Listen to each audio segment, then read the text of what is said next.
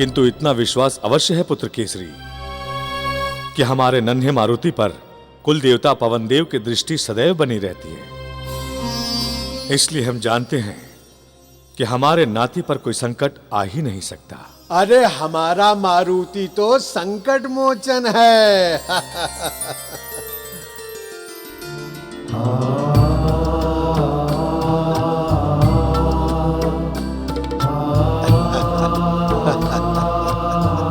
वो तो दूसरों के संकट को हर लेता है, उस पर कोई संकट कैसे आ सकता है?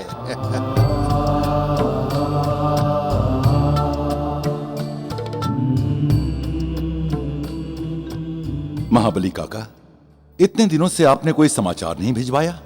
हम सब बहुत चिंतित थे। हाँ हाँ जामवंत जी, हम सब यहां मिलकर यही चर्चा कर रहे थे कि कहीं उस भयानक वानर के कारण कोई समस्या तो उत्पन्न नहीं हो गई। नहीं कुंजर जी, मुक्ति वानर के समस्या का समाधान हो चुका है। हाँ। महाबली काका, ये तो बहुत अच्छी बात है, किंतु हुआ क्या उस मुक्ति वानर का? जामवंत जी, मुक्ति वानर के रूप में कोई और नहीं, स्वयं विश्वकर्मा देव है। आप किसी को ये बताइए मत। वो तो वानर श्रेष्ठ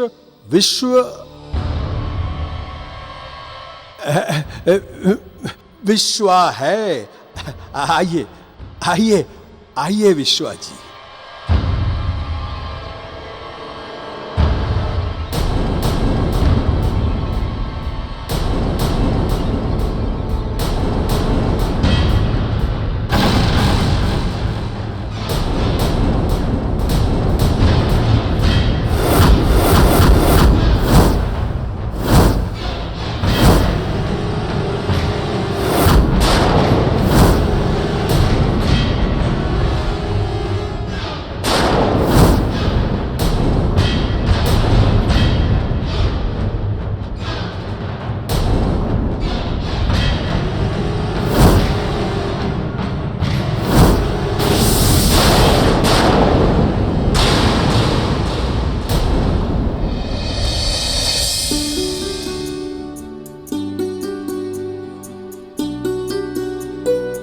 घृताची, आज तुमने बहुत अच्छा नृत्य किया।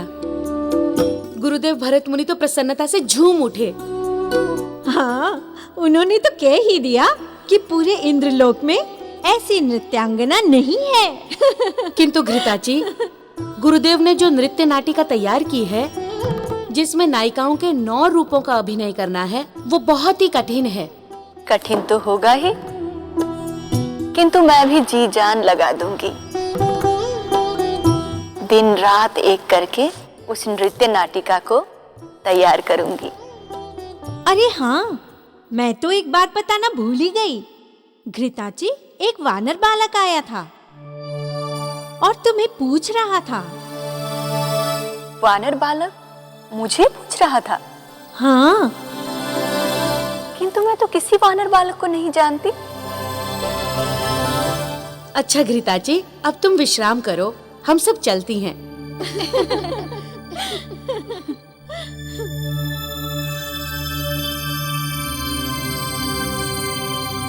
मुझसे मिलने कौन वानर बालक आया होगा?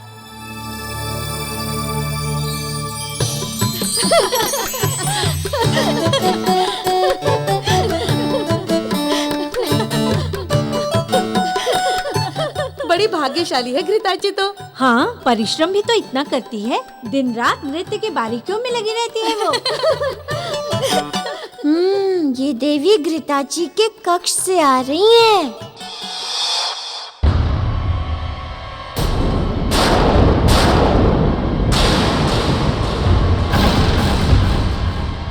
केसरी पुत्र, ये वानर श्रेष्ठ विश्वा हैं। कुछ कारणों से इनकी मानसिक स्थिति बिगड़ गई थी, किंतु अब सब ठीक है।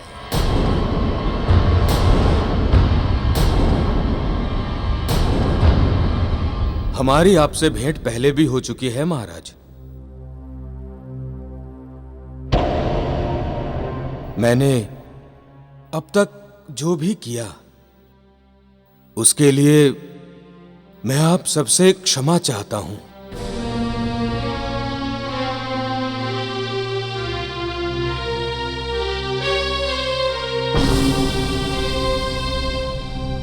मानसिक विक्षिप्तता की स्थिति में स्वयं को पता ही नहीं चलता कि हम क्या कर रहे हैं, इसलिए आपको क्षमा मांगने की कोई आवश्यकता नहीं है।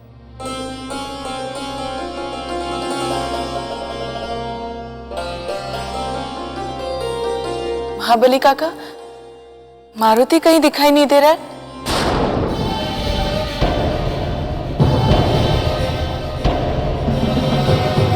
वो क्या है कि अंजना, अब मारुति के कुछ और कार्य शेष रह गए, वो करके आ जाएगा। किंतु तुम्हें चिंता करने की कोई आवश्यकता नहीं है।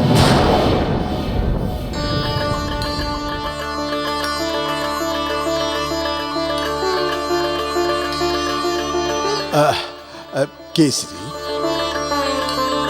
पुत्र मारुति की ये इच्छा थी कि जब तक वो नहीं आ जाता तब तक विश्वा जी का यहीं महल में रहने का प्रबंध किया जाए।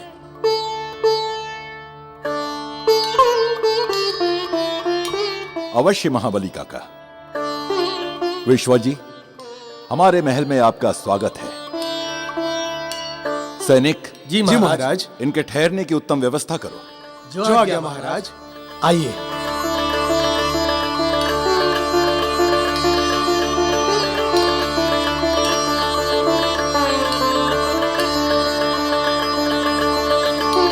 ये मारुति भी न जाने क्या क्या कार्य करता रहता है।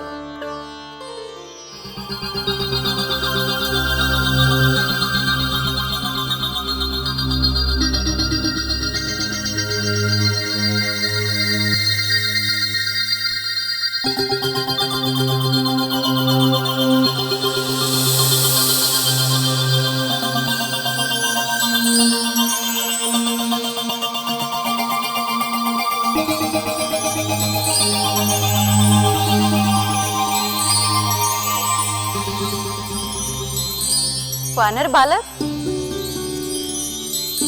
अच्छा तो तुम ही हो वानर बालक जो मुझे ढूंढ रहे थे।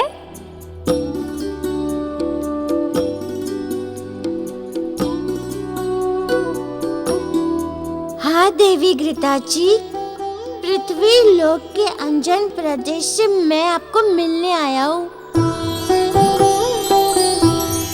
पृथ्वी लोक से?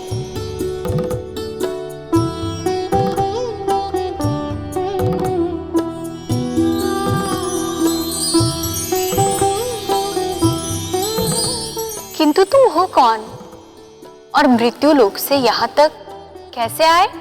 मैं अंजन प्रदेश के महाराज केसरी का पुत्र मारुति हूँ और मैं कहीं भी आ जा सकता हूँ। अच्छा, तुम तो बड़े ही विचित्र वानर लगते हो, किंतु तुम मेरे पास क्यों आए? देवी, आपके नृत्य के बारे में बहुत सुना था, इसीलिए आपसे मिलने के लिए चला आया। अच्छा, इसका अर्थ मेरे नृत्य की चर्चा पृथ्वी लोक तक होने लगी है। हाँ, आपकी चर्चा पृथ्वी लोक पर तो हो ही रही है, किंतु देवी, मात्र ताल पर भंगिमय बना लेने को नृत्य नहीं कहते। अच्छा, एक बालक होकर ऐसी बातें कर रहे हो जैसे कि तुम कोई बड़े नट सम्राट या नटराज हो।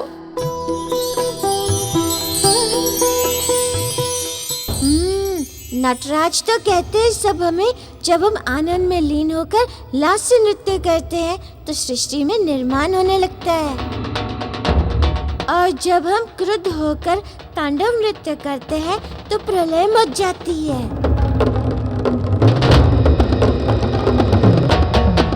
क्या सोच रहे हो वानर बालक? बोलो, क्या जानते हो तुम नृत्य के बारे में? देवी, नृत्य मात्र मनोरंजन की कला ही नहीं है, साधना है, एक योग सिद्धि है। जब नृत्य सिद्ध योगी हृदय से नृत्य करता है तो सृष्टि झूमने लगती है, नए निर्माण होने लगते हैं। ऐसे नृत्य को लास्य नृत्य कहते हैं। आश्चर्य है, एक बालक होकर नृत्य का इतना ज्ञान। और सुनिए देवी, यदि सिद्ध नर्तक क्रुद्ध होकर नृत्य करता है तो प्रलय होती है।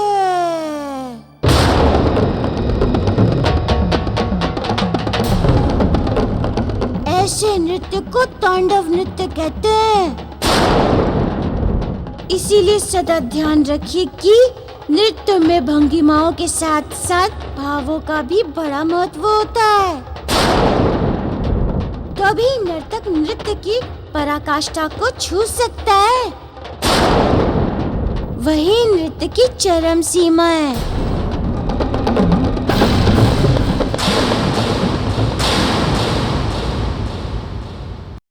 तुम तो भगवान शिव की तरह बातें कर रहे हो। नृत्य की ऐसी परिभाषा तो मैंने आज तक किसी से नहीं सुनी।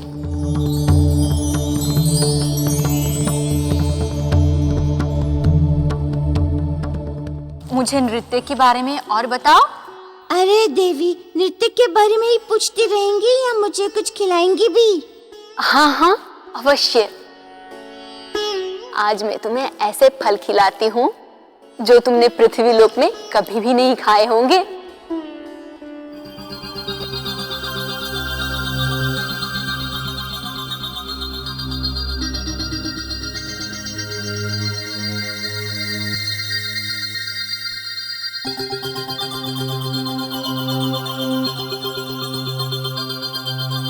मारुति, ये कल्प वृक्ष है।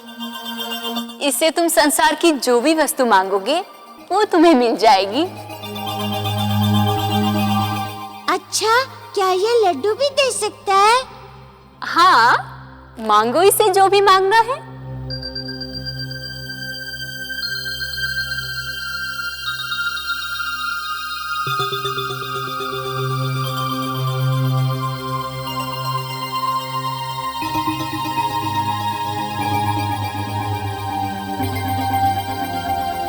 अच्छा, मैं आपको बताता जाऊंगा और आप इनसे मांगते जाइए।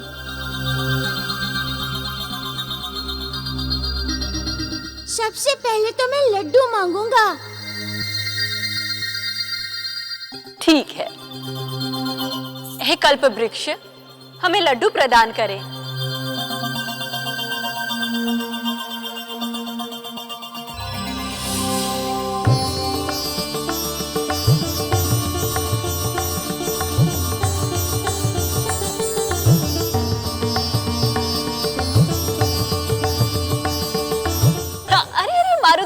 रुको।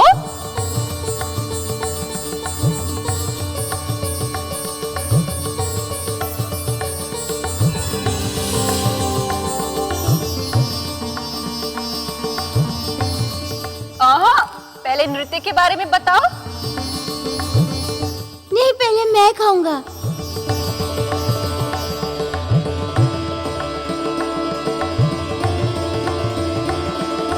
अब मैं पेड़े मांगूंगा। अब मुझे पेड़े चाहिए। हे कल्प वृक्ष, हमें पेड़ा प्रदान करें।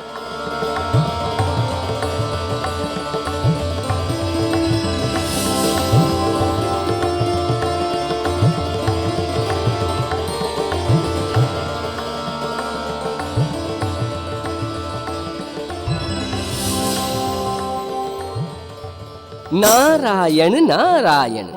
वाह प्रभु, आप तो पकवानों का आनंद ले रहे हैं और नृत्य को समर्पित घृत्याची के हृदय में आपने जिज्ञासा उत्पन्न कर दी है।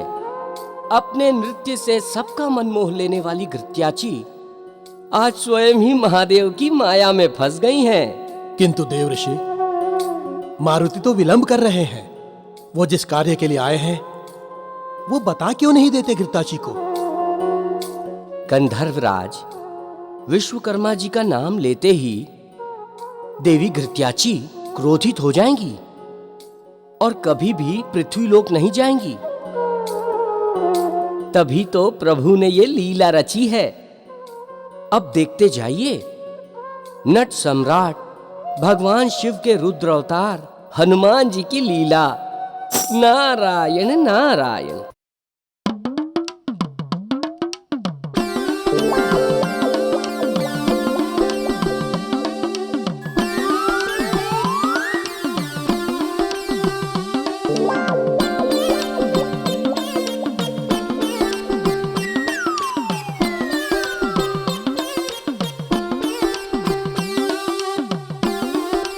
मारुति, अब तो तुम्हारा पेट भर गया होगा ना? अब हमें नृत्य के बारे में बताओ। अरे देवी, इस कल्प वृक्ष के लड्डू आदि फल तो इतने स्वादिष्ट है कि पेट भले ही भर जाए किंतु मन नहीं भरता।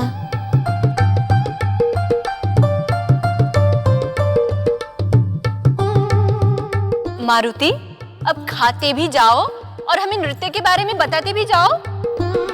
अरे देवी, आप भी खाइए ना, बहुत ही अच्छे हैं, आनंद आ जाएगा। हमें नहीं खाना है। तुम नृत्य के बारे में बहुत कुछ जानते हो, अब मुझे बताओ। मैं नृत्य के बारे में और भी जानना चाहती हूँ, भले वो जानकारी मुझे बच्चे से क्यों ना मिले। बच्चा तो हूँ, किंतु नृत्य के बारे में कच्चा नहीं हूँ। किंतु पहले कल्प वृक्ष को धन्यवाद तो दे दूं। हे स्वर्गलोक के कल्प वृक्ष, आपने मुझे इतने रुचिकर पदार्थ दिए, आपको बहुत बहुत धन्यवाद। धन्यवाद तो हमें आपका करना चाहिए प्रभु। अहो भाग्य मेरे जो आप यहाँ पधारे। मैं तो धन्य हो गया प्रभु। अच्छा चलो, अब शीघ्र मुझे नृत्य की चरम सीमा और उसकी पराकाष्ठा के बारे में बताओ। देवी, इतना खा लिया है कि नींद आने लगी है। बड़ी दूर से आया हूँ ना, थक भी गया हूँ, मुझे विश्राम करना है। जाओ, मैं तुमसे कोई बात नहीं करती, यही उपवन में विश्राम करो। ये तो और अच्छा है, नींद खुलेगी तो और लड्डू मांग लूंगा।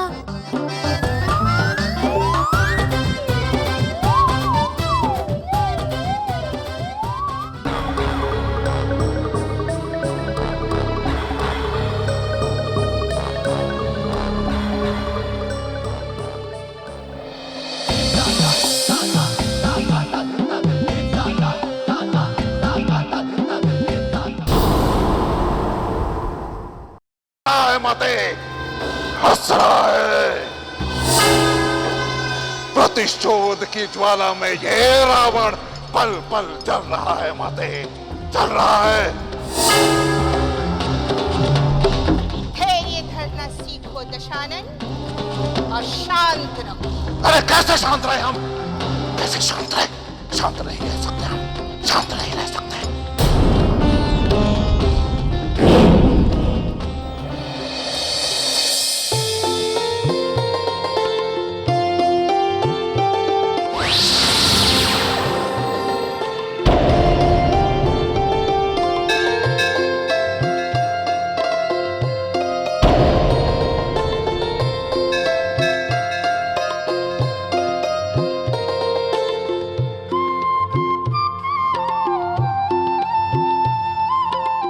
हनुमान जी, क्या हमसे कोई भूल हो गई है जो आप स्वर्ग लोक में हैं किंतु हमें बताया नहीं? प्रभु, यदि आपको स्वर्ग लोक का कोई कार्य था तो हमें सूचित करवा दिए होते, हम स्वयं आपका कार्य कर देते, आपको यहां पर कष्ट ना उठाना पड़ता।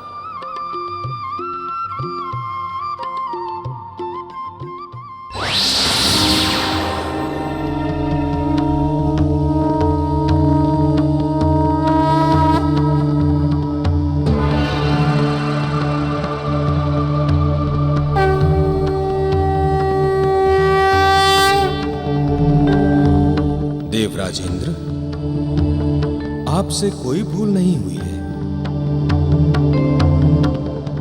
हम यहाँ एक आवश्यक कार्य से आए हैं, किंतु आपको इसलिए नहीं बताया क्योंकि हम नहीं चाहते कि हमें कोई उस रूप में पहचाने जिस रूप से आप परिचित हैं। आपको इस बात का ध्यान रखना होगा, यदि हम यहाँ सबके सामने मिलेंगे तो हमारी पहचान मारुति की ही होगी। हाँ प्रभु, हम सारे देवगण इस बात का ध्यान अवश्य रखेंगे। किंतु हमारे यहाँ आने का आपको पता कैसे चला?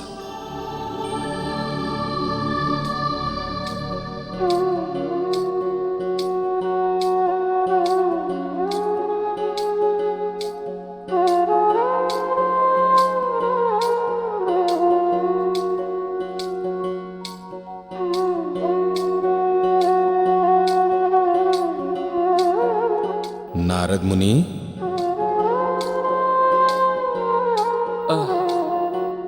वो क्या है ना प्रभु, अब ये भूल तो आपके सेवक से ही हुई है।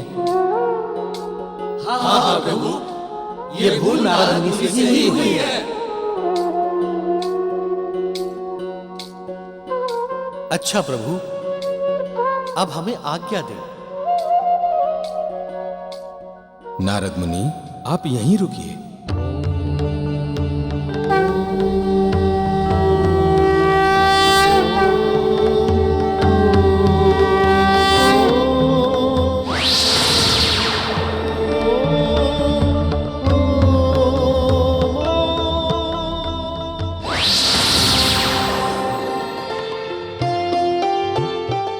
नारद मुनि, आप बहुत इधर की उधर और उधर की इधर करते हैं। कभी कभी चुप भी रह लेना चाहिए। नारायण नारायण, वो क्या है ना प्रभु, मैंने सोचा कि आप पहली बार अपने इस रूप में यहाँ स्वर्ग लोक में पधारे हैं तो सबको आपके दर्शन हो जाए तो कितना अच्छा हो जाएगा ना प्रभु। बस प्रभु, सबके भले के लिए ही मैंने ये सब किया। नारायण नारायण। हाँ सत्य है नारद जी, वैसे भी आप इधर की उधर करते हैं, उधर की इधर करते हैं, उसका परिणाम भी भला ही होता है। हाँ प्रभु, यही तो मेरी पहचान है। प्रभु, यदि मैं ये कार्य न करूं तो नारद कैसे कहलाऊंगा? नारायण नारायण। नारद जी, मैं तो यहाँ विश्वकर्मा जी के कार्य में उलझा हुआ हूँ। आप तो सबकी जानकारी रखते हैं, इसलिए आप बताइए कि कहाँ क्या क्या हो रहा है। प्रभु, एक समाचार तो ये है कि विश्वकर्मा देव इस समय अंजन प्रदेश में हैं। किंतु प्रभु, एक समाचार ऐसा है जिसकी सच्चाई जानने में मैं भी असमर्थ हूँ। अरे ये क्या कह रहे हैं आप? ऐसा क्या समाचार है? प्रभु, मैं बहुत दिनों से लंका पे दृष्टि रखे हुए हूँ। वहाँ कुछ रहस्यमयी सी चुप्पी छाई हुई है। बस प्रभु, हल्का सा एक संकेत मिल रहा है जिससे लगता है कि कैक्सी कोई बहुत बड़ी तांत्रिक पूजा कर रही है। जिससे लगता है कि कैक्सी कोई बहुत बड़ी तांत्रिक पूजा कर रही है। हम जानते हैं कैक्सी कि तुम किस पूजा में लगी हुई हो।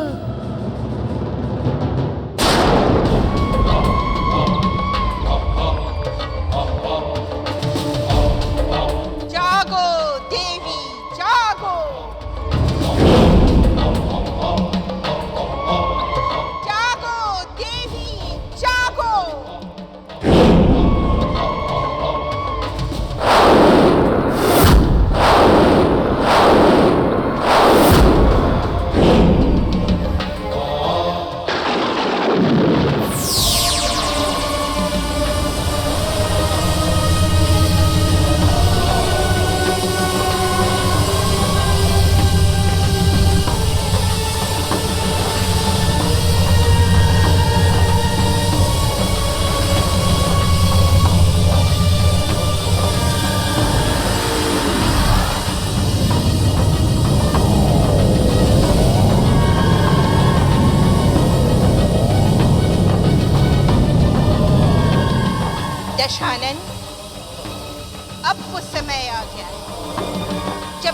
महादेव की आराधना पूर्ण करने के लिए जा सकते हैं, किंतु आकाश मार्ग से फिर कैसे माते?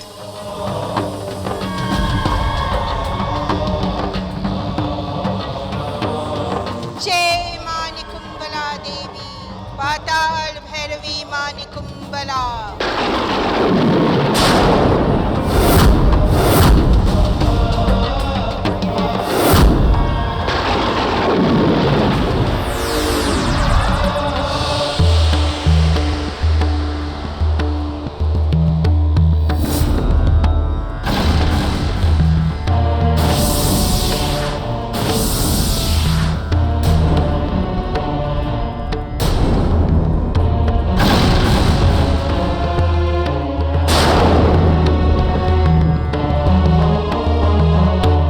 प्रणाम रक्ष राजमाता,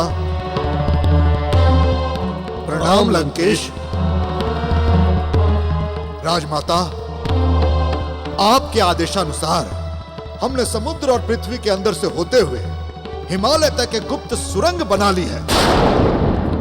हिमालय तक सुरंग बना ली है। राजमाता, ये सुरंग आपके तांत्रिक मंत्रों से पूर्णतः रक्षित है। इस गुप्त मार्ग के बारे में देव, दानव या मानव कोई भी नहीं जान पाएंगे।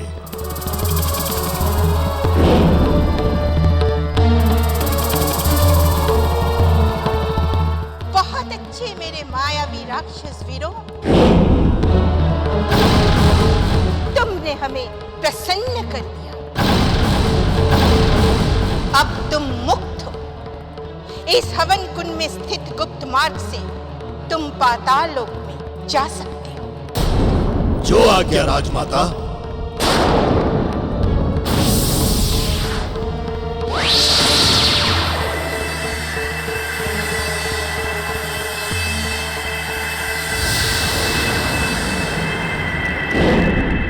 माते, ये क्या है? दशानन, मां निकुंभला की कृपा से हम राक्षसों को जो मायावी शक्तियां मिली है, ये उन्हीं का चमत्कार है। वो ठीक है माते, पर यह है क्या? पुत्र, ये लंका से होती हुई हिमालय तक जाने के लिए गुप्त गुफा का द्वार है। यहाँ से समुद्र के नीचे से होती हुई ये गुप्त मार्ग, ये गुफा सीधी हिमालय पर निकलती है। हिमालय पर? हाँ पुत्र, ये हमारी तंत्र शक्ति की अद्भुत रचना है। जैसे हमने इस हवन कुंड में पाताल लोक तक जाने के लिए गुप्त मार्ग बनाया है, वैसे ही ये गुप्त मार्ग हिमालय तक जाने के लिए है। अब तुम हिमालय जाके तप करोगे, परंतु किसी को तुम्हारे जाने की भनक तक नहीं लगेगी।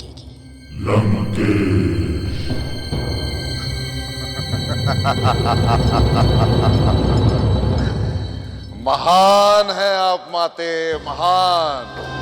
आप असुर जाति की शान है माते।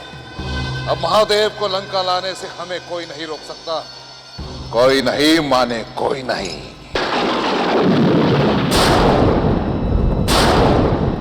हाँ दशानन, तुम वहां तप करोगे और यहाँ तुम्हारा प्रतिमूर्ति मायावी रावण मेरे निर्देशन में लंका का कार्यभार संभालेगा।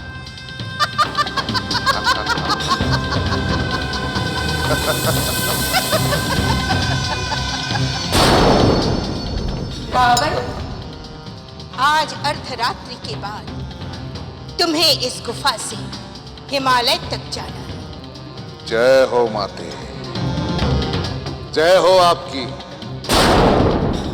शंभू, अब तुम्हारा ये भक्त आपको लंका लाकर ही रहेगा।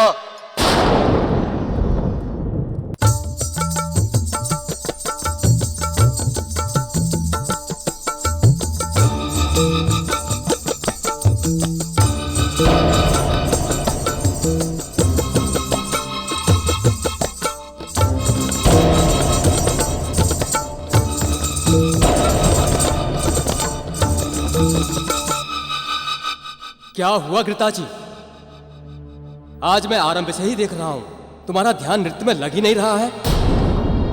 ताल और भंगिमाएं ठीक नहीं आ रही हैं।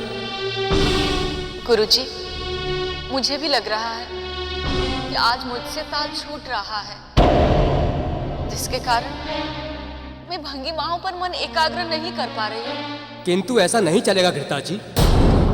भरत मुनि ने नाटिका तैयार की है, जिसमें अभिनय भी महत्वपूर्ण होता है।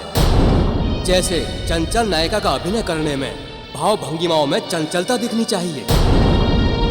माँ का अभिनय करते समय माँ की गरिमा का प्रदर्शन होना चाहिए। गुरुजी, नृत्य के साथ माँ की गरिमा का अभिनय कैसे कर सकते हैं? मैं तुम्हें दिखाता हूँ कि नृत्य के द्वारा एक माँ की भाव भंगिमाओं को कैसे प्रदर्शित किया जाता है।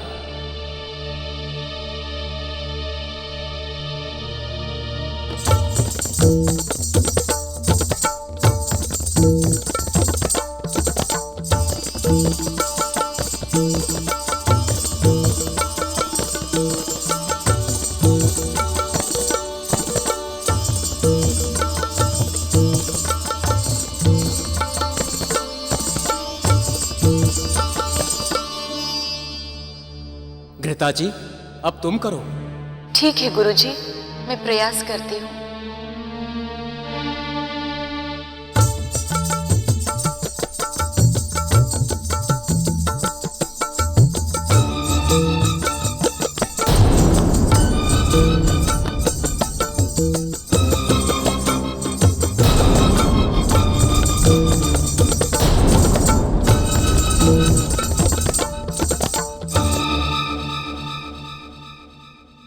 घृताची, ये तुम क्या कर रही हो? एक नारी तो माँ के भाव चेहरे पे अच्छी तरह से ला सकती है, क्योंकि हर नारी में एक माँ छिपी हुई होती है। क्योंकि हर नारी में एक माँ छिपी हुई होती है। गुरुजी, मैं प्रयास कर रही हूँ। अच्छा, तुम पत्नी का अभिनय करके दिखाओ, मेरी तरह।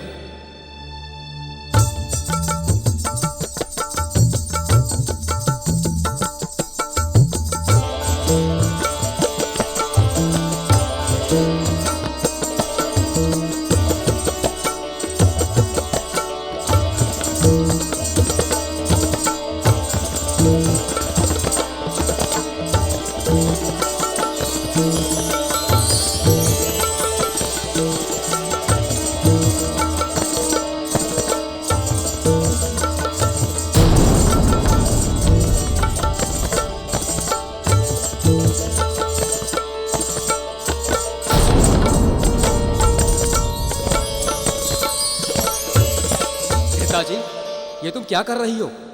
तुम्हें नृत्य नहीं, नृत्य नाटिका करनी है, जिसमें अभिनय प्रधान होता है।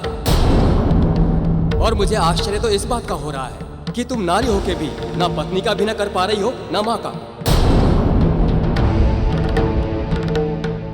घृता जी, मन छोटा मत करो। थोड़ा कठिन अवश्य है, किंतु मुझे विश्वास है तुम कर लोगी। फिर प्रयास करो।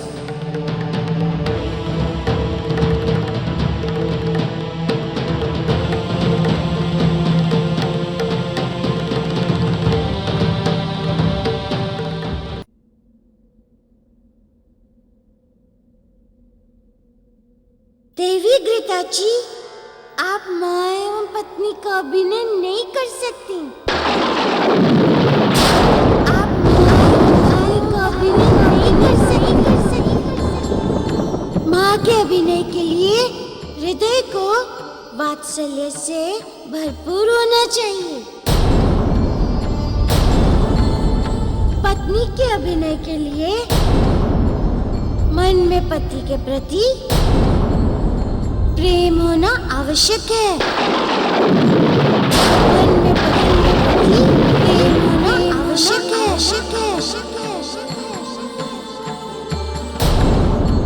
वो दोनों तो आप में है नहीं। वो दोनों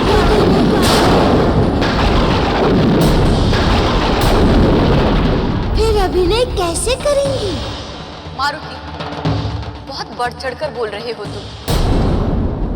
बोलना आसान है, किंतु करना बहुत ही कठिन। जब तुम नृत्य करोगे तब तुम्हें समझ में आएगा। तो ठीक है देवी, मैं ही करके दिखाता हूँ। तो ठीक है देवी, मैं ही करके दिखाता हूँ।